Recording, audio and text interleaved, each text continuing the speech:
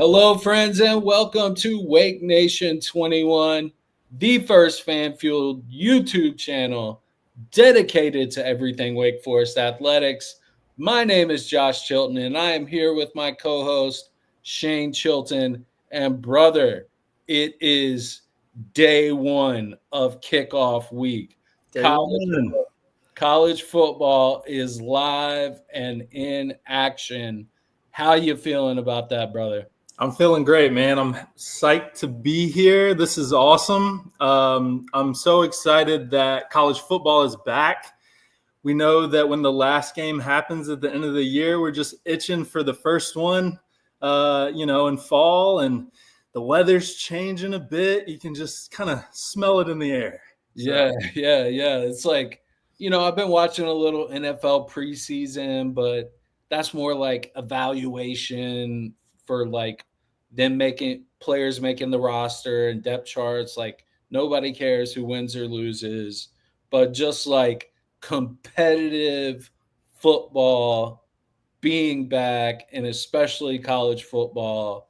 And I'm a fiend right now for this coming Friday. But Yeah, no more preseason. it's We're like back. It's on the line now. It goes on your record. and it's great because like you know today there's some good games. Iowa State and Kansas State. There's some games today, but like now all that does is get me like more jacked for our first game and like Right. God, I need it now to happen. Exactly. Yeah, so 1 week away, man. So the wait will not be much longer. I know, but whenever it's like I'm waiting on something, the time goes slower, right? That's right. All right, so today we're gonna do the preview of week one. Like the time is now, so we are built in the dark. Jake Dickert, that is the motto, built in the dark. Bane, baby. Yeah, meaning the hard work, sweat, everything you do behind the scenes matters. The things you do when no one's looking matters. That is all preparation from coming from the darkness to the light. And so that's what this week's episode is about is week 1 and our matchup with Kennesaw State. I can promise you will learn more about Kennesaw State Owls than you ever wanted to. But you'll be yeah, but you'll be ready. You'll be ready come Friday. That's Uh, right. and you're gonna know like kind of what we're going at. And we're gonna make a few predictions regarding some big announcements coming up. But before we do any of that, yes, we will not put you through the torture of Shane and I singing happy birthday to Coach Dickert. We will not do that. We What a know beautiful voice. that our fan base will just drop immediately. But in all seriousness, happy birthday, head coach Jake Dickert.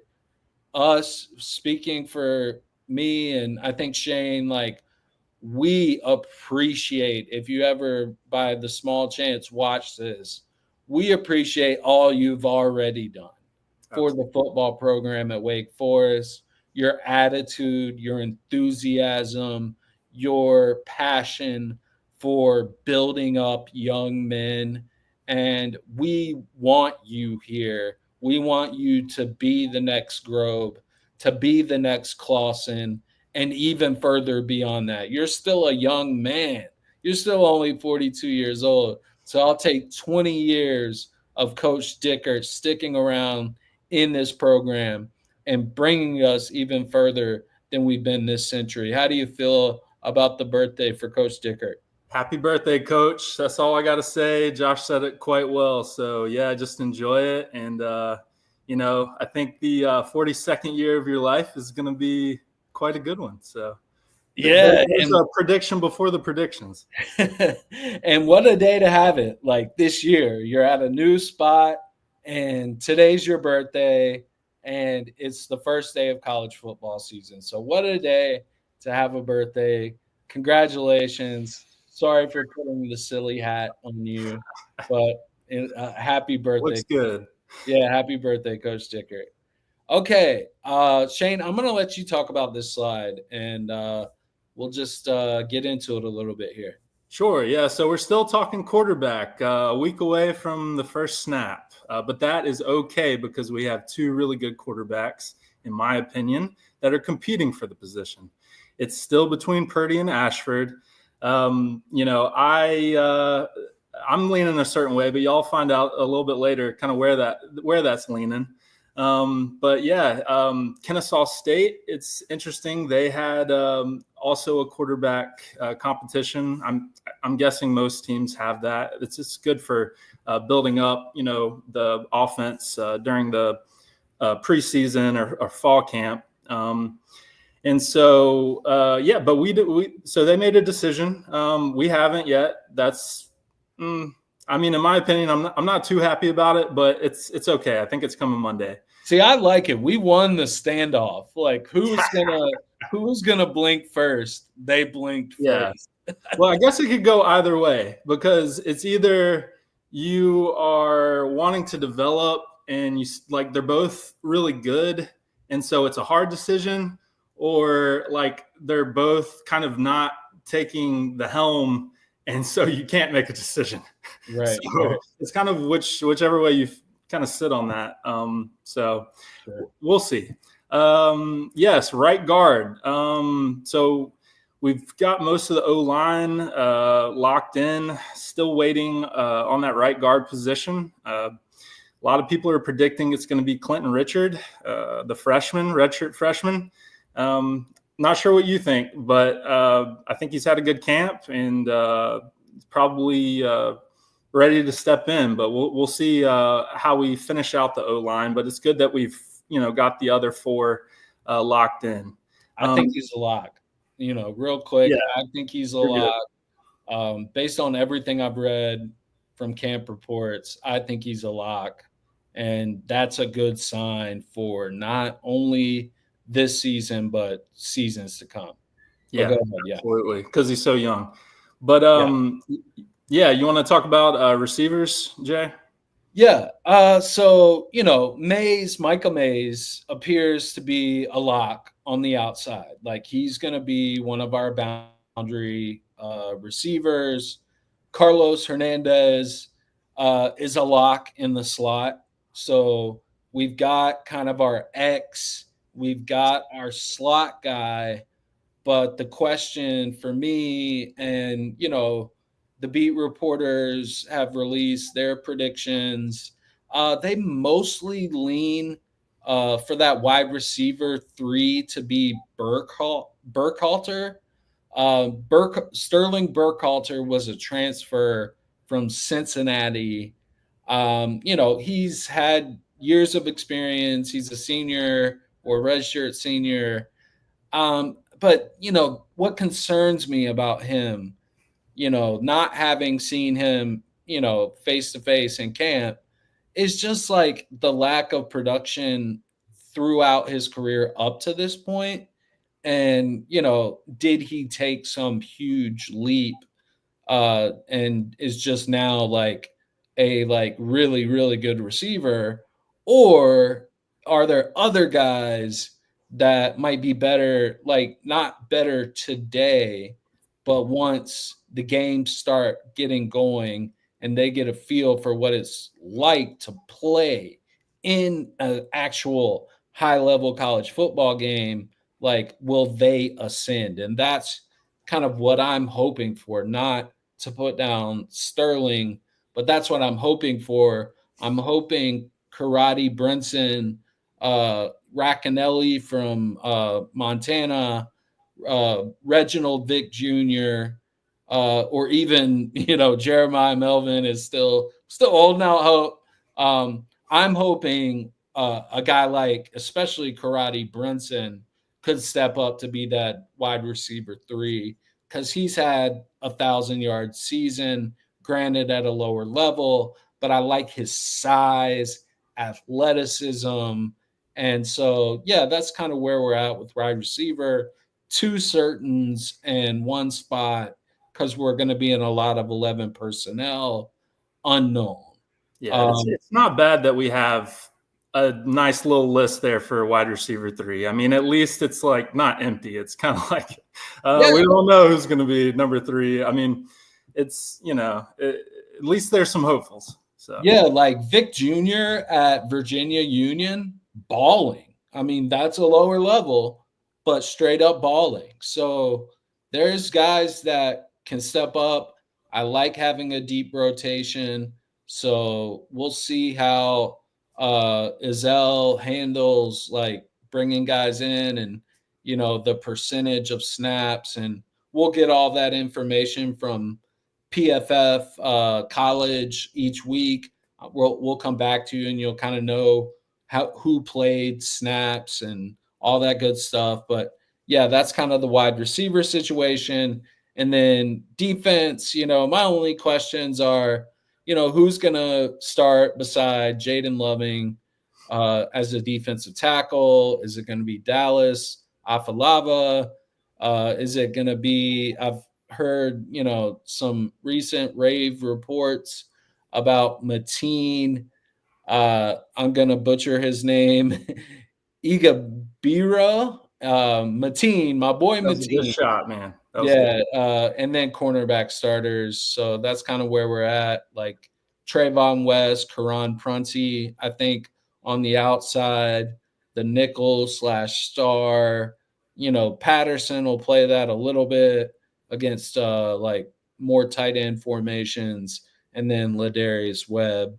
But yeah, you got anything on D tackles, cornerbacks? I think you summed it up well. I think I said it in another podcast. Yeah, that CB starter position. That'll be one of the main things I'm watching. Next week is just to see kind of who we start and how they perform. Yeah, absolutely. Okay, let's go on to who the heck is Kennesaw State? What is this team we are facing? So just a little bit let's learn about the Kennesaw State Owls. You will leave this show knowing more about the Kennesaw State Owls than you thought you would. All right, 2024. Last year was their first season as an FBS program. They were FCS and pretty successful FCS program before they made the jump. They're in Conference USA, places like Louisiana Tech, Western Kentucky, some teams with guys we've got on our roster, actually. The school itself is located just outside the Atlanta metro area. So I would think like recruiting wise, being in Georgia, like that would be a place like I might find attractive if it was a small school was my only option. They sucked last year in their first year in the FBS, as should be expected, honestly. And Brian Bohannon, who was their head coach at the FCS level for 11 seasons, like he stepped down after they started 1-8 last year. And so now they have a new head coach, and their new head coach is Jerry Mack. I think learning about the head coach of the opposing team is very important because, like, coaches, like, you got to have the talent, but coaches can make such a difference, like cultural, schematic, like there's so much with coaches. And so Coach Mack, he spent last year in the NFL as a running backs coach for the Jaguars. He's a former North Carolina Central head coach, and he won the MEAC 3 times in 4 years. He's offensive-minded head coach. He's not like Dickert, who's a defensive-minded head coach. He's the offensive type of guy. He's got, offensive coordinator experience. I think he did that at Rice. And then he's been position group coaches at Memphis, South Alabama, Tennessee. He likes to run the up-tempo offense, so expect that up-tempo pace when we play them. And he's proven himself as a valuable asset, like as a coach on some very productive, like offensive teams, like especially when he was working at Tennessee, that were like just one of the best offenses in the country. Defensive coordinator Mark Mattioli. Look at the parallels here. So we've got a young 40s age coach, and then we've got a coordinator in his late 30s. That's kind of like Wake Forest, right? Um, Mark Mattioli's had quite, a different type of journey to become a defensive coordinator for them. He was the head coach last year for the Paris Musketeers in the European League of Oui, Football. oui. Yeah, we like I didn't even know that existed anymore. Like I was like, what? But his team, with him as a leader of men, as a head coach, went 11-3 his last season. So he's been successful. Defensive backs, defensive lines, that's been his specialties most of his career. Right now, he is the defensive coordinator slash safeties coach for Kennesaw State. His main contributions came at Vanderbilt and Stanford, and as far as college coaching. And I think one advantage for our team is he runs basically a similar like alignment, like a 4-man front, 4-3 base, 4-2-5 for 11 personnel.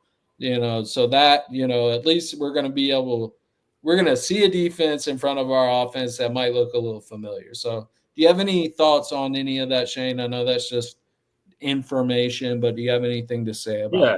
Yeah. I'm probably in the majority. I didn't know even where Kennesaw State was prior to, us talking about it today.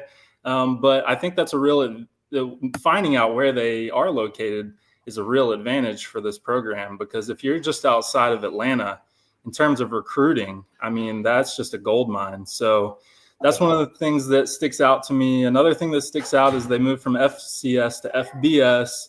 I think that says a lot about their program, that they're kind of moving in the right direction with their football and are being, more competitive. So that's another green check. Jerry Mack has quite a resume. Very impressed by that. Working with the Jaguars last year, and then he's got, multiple teams at the college level.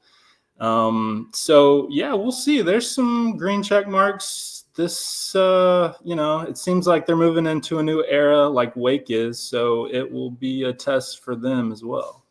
I'm impressed with Jerry Mack, just watching interviews, listening to him speak. Like, I'm impressed with the guy. I think he seems like a good hire. And, whatever Kennesaw State was before, now they're in the FBS. Like, it takes some guts as a program to make that jump. But I think Jerry Mack is like a good coach. So we're facing a good coach. What does that mean for Wake?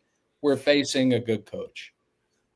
Players to watch. So, like, we're going to be watching our guys, but it's also important to have the context of what we're up against. So, what are we up against this week? Like you mentioned before, there was a quarterback battle in camp, another parallel between us and them. The starter, I want you to talk about the starter, Shane, because like he just got. So we have a report from RotoWire that says he's been named the starting quarterback. Can you give me a little more? Tell me a little bit more about Dexter Williams II. Yeah, he just seems like a grown man. Watched. So Kennesaw State has, similar to All Access for Wake, they have like their own kind of like insider hot mic type of deal on YouTube. And I'd watched a piece on Dexter Williams. And the guy, first of all, he's, a 6th year in college football, so he's got plenty of experience. Now, you could say that's because he wasn't successful at other places, but he was recruited to Indiana originally, which is not like a C program. Like, that's a top tier program. So, and then he went to, I think it was Georgia Southern after that. Yep. But yeah, I was impressed because they did a piece, just a portion of what they did was just on him. And he just seems like a grown man. Like he's got I don't know if it's his wife, but they like show him kind of coming back to his home. He's got a kid, like a newborn. So the dude's like kind of got it all together at like a really young age. And for me, that says a lot about like maturity and like, you know, you're probably not going to be like too intimidated out there, kind of a performer a little bit, you know, you're kind of like got a family at home. Like this really isn't that big of a deal. You know what I'm saying? So yeah, I was impressed by him, and we'll see. I mean, I hope I'm not too impressed by him next week. No. But I'm definitely going to be watching him. I like his size, 6'1", 218. That's a powerful frame for a good athlete like he is. I don't think he's like some like elite burner athlete, but he's a good athlete from what I read. If he struggles, the likely backup is Amari Odom, who's a redshirt sophomore. He's like Slim Shady. He's 6'4", but he's only 205. Like he's very like slim, but he's a better athlete probably in terms of speed than Williams. Played 8 games for Wofford last season. Did all right. Like struggled as a passer. The offensive line, another parallel to Wake Forest.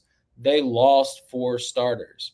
And just like Coach Dicker just talked about with us in camp, Coach Mack has spoke about 6, 7, even 8 guys fighting for starting spots. That sounds familiar, right? Their best receivers probably, it's hard to gauge because, they had a lot of transfers out, but the 2 guys coming back from last year's team, Gabe Binyard and Christian Moss, like those are 2 guys who, they've had some production in their career. And now as seniors, it's like their time to step up. There's also 2 other guys I didn't put on the slideshow, but we've got Tykeem Wallace. He's like a 5'9", 165-pound slot guy who's kind of like their version of like Chris Barnes for us. And they've got sophomore Javon Rogers, who Coach Mack talked up in camp. So we'll see what they got as far as wide receivers. I'd like to see them be decent, not decent enough to beat us, but test out our corners. Like I'd like to see them be decent. Big questions at running back. I don't like they lost their only 2 rushers from last year, who neither of them were very good. So maybe that's a good thing. My best guess is Coleman Bennett, a redshirt senior, 6 foot, 210 pounds. Hasn't had a lot of production in his career, but just seems like the best candidate to say will be the starting running back. They have one converted safety that they turned into a running back. Maybe he's going to play a factor. We'll see. I don't think their offense is their strength. I think their strength is their defense. And so, returning key starters, a linebacker, Johnson, 88 tackles, 3.5 sacks last year. Jericho Washington is kind of known as their best returning defensive player, and he was a redshirt freshman last year. So him being their best defensive player last year as a redshirt freshman and now being a redshirt sophomore, like I think that shows something. He might have NFL level talent. So even from these small schools, sometimes there's diamonds in the rough. And so I want to see what he looks like against our receivers. Safety, Tyler Hallam led the team in solo tackles last year, had 10 pass breakups. He's on the preseason watch list for DBs. One transfer to watch is defensive end Marcus Patterson. Much like Jaden Loving, him and Jaden Loving probably know each other very well. He came from Western Kentucky. He's on the preseason Conference USA watch list for outstanding players. So what do you think, Shane, about our offense, which throughout camp the signals have been given to us that it's kind of been behind the defense. what do you think about the opportunity for our offense to go up against the strength of Kennesaw State's team, which is their defense? Right. Yeah. I mean, it's going to be a good practice game. I'll say that. Maybe I shouldn't say that, but it's still Kennesaw State. But yes, they do have some talent on the defensive side. I mean, you can see it right there. That linebacker, 88 tackles. They're pretty deep in the DBs and safeties. So they've got some talent. Like I said, it'll be a good little practice run. It's not like their defense is the weakness of their team. So if it was the weakness of their team and it was Kennesaw State, you kind of be like, well, this is just like kind of a walkthrough almost. But I think it's going to be just hard enough to give our offense a chance to kind of step into their roles, find, their assignments and kind of test out their abilities. And we'll see what the result is, and we'll see who kind of shines through. Because if you can't shine through against Kennesaw State, it's, it'll just be, it'll be a good chance for them. We'll see. I mean, as far as our defense is concerned, we'll see if Williams has any. I don't see much, talent for him, like on his side of the ball. So we'll see, like, if they're able to get the run game going at all. It kind of sounds like they're not going to be able to. See if they have any good receivers, but hopefully at least they'll get the defense kind of blood flowing and stuff like that. Absolutely, I like that analysis, man. All right, so this is our next to last slide, but this is a fun slide to talk about. So Shane, I'm gonna hand it off to you to do the left side of this slide. Yeah. So, all right, we've got let's look at the comps here. We've got Wake up top, Kennesaw State below. All right. RJ, we've already talked about RJ Young and, how we don't think that 77th, is hating on us quite a bit there. We'll see. We've got Kennesaw State at 130th. So, I mean, that's kind of to be expected given what they did last year, but we both, Wake and Kennesaw State are a little bit comparable in this, where it's kind of like a rebuild year with new coaches, and it's like you can't really give them too high of a rank because they're just such an unknown. But I mean, I think Wake's more of a known, but we'll find out. We've got ESPN preseason rank of 79th. So ESPN's hating on us even more than RJ Young and Fox. 131 for Kennesaw State from ESPN, and pretty similar over unders, 4.5 for us and 3.5 for Kennesaw State. They've got us at 17.5 favorites for the spread, and over unders 52 points. So, that's kind of what the experts are saying in terms of our rank. And then, at the bottom there, we've got, kind of how they see the matchup.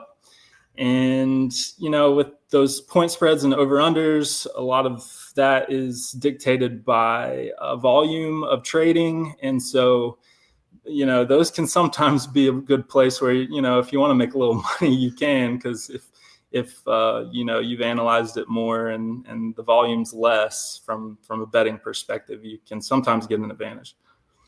This is not a betting channel. I need to preface what I'm about to say here. The point spread is fine. Like I wouldn't bet or have a strong feeling about the bet on that. I hope because if our defense is as good as we think it is and their offense has a long ways to go, I would think we could easily cover that. But our over under, and I've talked about it a little before, for the win total for the season.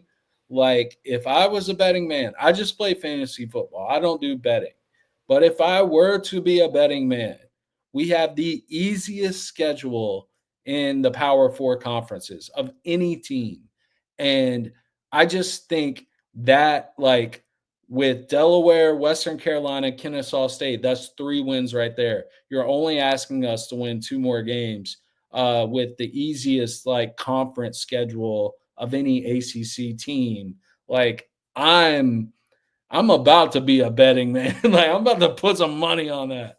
Like I just think it's crazy, man. But this is not a betting show. All right, predictions. Um, both of us feel this way. You know, we're making some bold predictions. Ashford come Monday. I think the announcement comes on Monday. They're practicing today. There's a few final evaluation days, and keeps getting pushed back. I think we finally get it Monday, and I think it's Ashford because his rushing ability. He can still be a raw passer, but we can just dominate, establish the power run game with Ashford and Claiborne. Our pass rush dominates. That's a prediction of mine, leading to more than 4 sacks. If we don't get more than at least 4 sacks, I consider that a disappointment. The program, Damon Claiborne. Some might not like the nickname. I think he exemplifies what this program is about. He has over 150 total scrimmage yards, and passing game shows that it's still a work in progress. Those are kind of my main predictions. Shane, your biggest stand is about Ashford. You want to talk about that real quick? Yeah, and I would also, we'll see how many rushing yards Ashford has if he is the starter, but I would predict he's gonna get quite a few. So it's we'll see how it all turns out. I think Damon's gonna have his way. I think we've got the defensive ends to get those 4 sacks and Loving in the middle. So yeah, I mean, I'm definitely pro Ashford. I think that he was the quarterback that was recruited for this offense, and he was kind of the key piece. And then they brought Purdy in later as a compliment, of course. So I'd be surprised if he wasn't the guy, but it's on Ashford, it's on Purdy to kind of win the position. And it's kind of a contradiction in terms of me buying into Ashford being named the starter and Damon Claiborne getting 150 total scrimmage yards, because if Robbie starts, like, he's gonna eat up a little bit of that rushing capital from Damon. Like, he could rush for 70 and then Damon get like 90 or 100. But I'm just depending on Damon to be used as a receiving weapon better by Dickert than what Clausen did. And I just think he's 150 total per game player based on talent alone. All right, key matchups to watch out for. Micah Mays, like, Coach Dickert's talked you up. He said you did your thing these past 7-8 months to prepare yourself for coming into the light, coming out of the darkness into the light as the wide receiver one for Wake Forest. You have a matchup now against this Jericho Washington Jr. Player for Kennesaw State, who is highly regarded and highly skilled and highly talented. So that's a key matchup. I want to see Micah Mays one-on-one versus Washington Jr., because that's going to tell us a lot about what Mays is capable of throughout this season. Wake's O-line versus Kennesaw State's defensive line.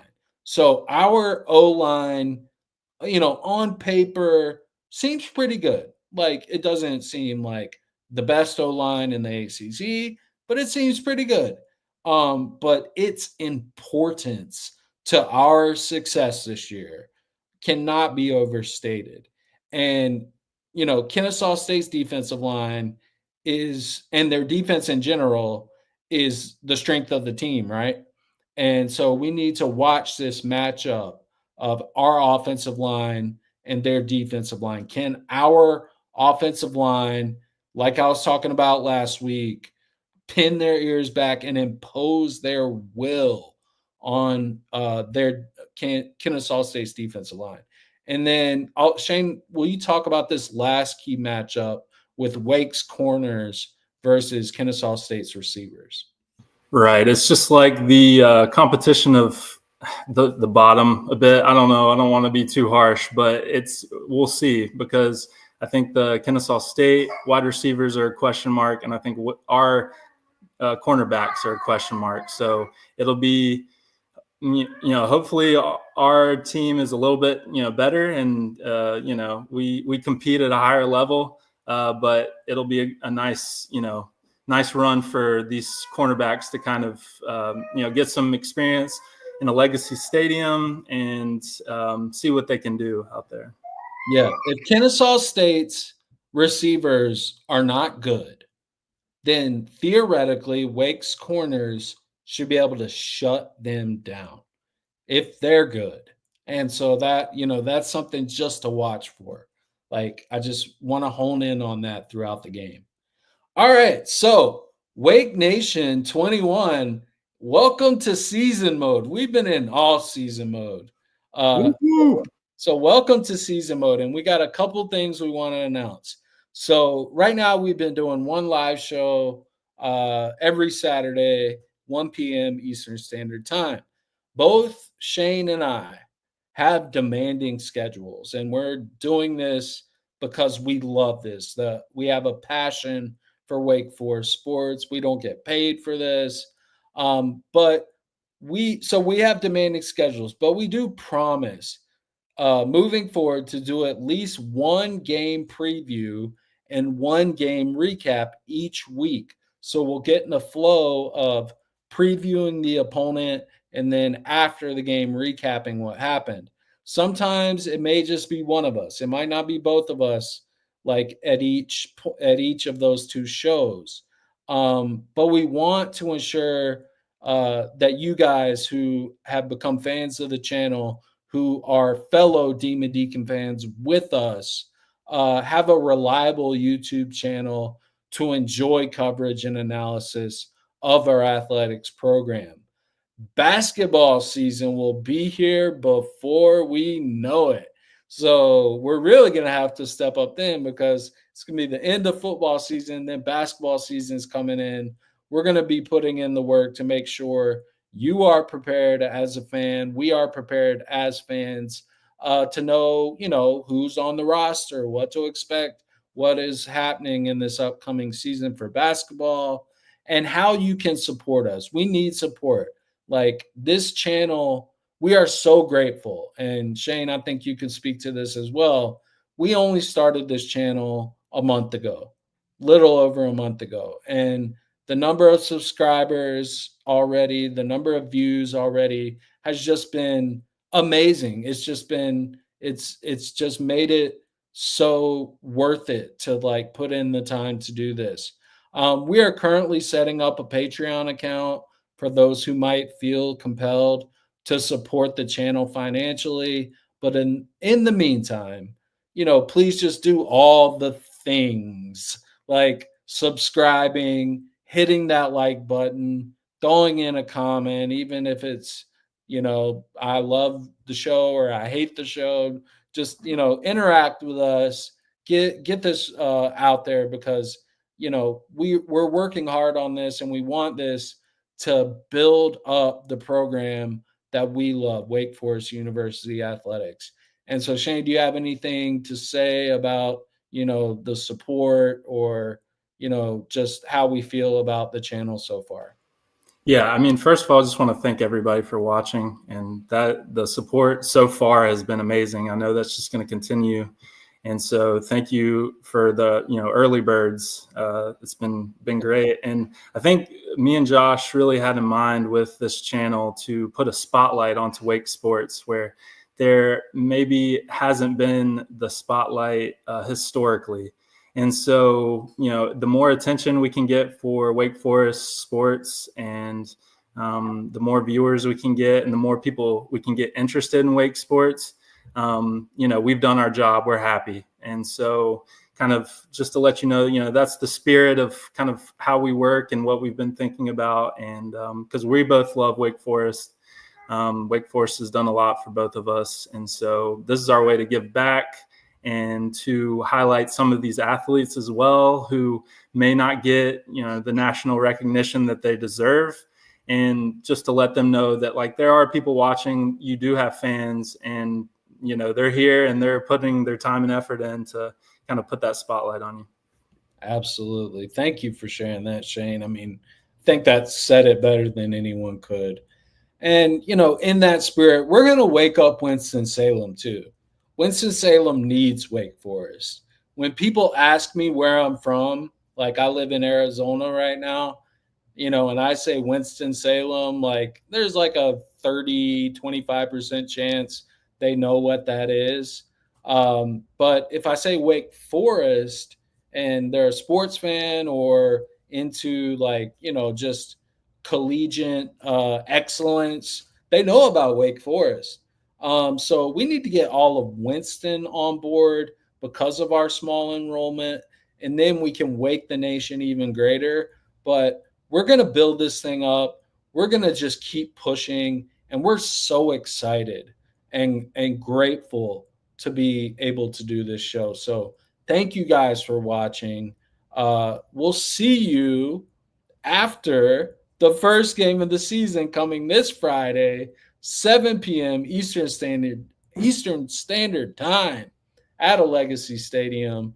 We'll see you guys later. Go Deeks. Shane, you want to sign out? Go Deeks. Let's go.